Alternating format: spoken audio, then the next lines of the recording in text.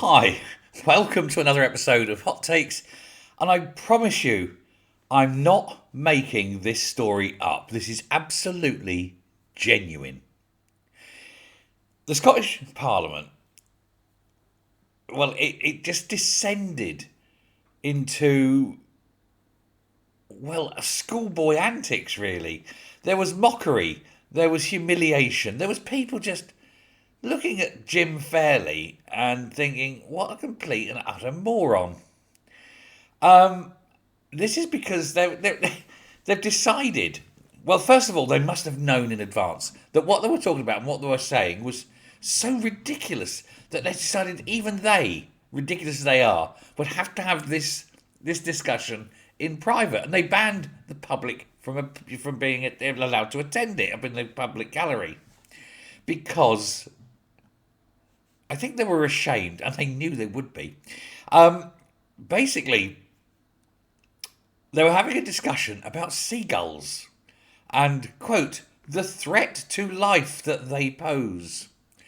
Of course, it was this discussion that sparked the big fight up between Jamie Hebburn and Douglas Ross that led to Hebburn having to resign as a minister because he got a bit fisty, you know.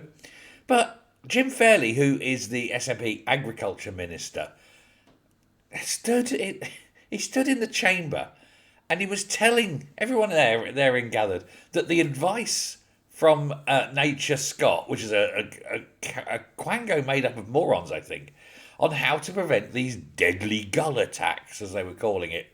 These include, and this is where I say I'm not making up, these include running up and down and flapping your arms, and where they're trying to get into things like pizza boxes or takeaway food, put googly eyes on them.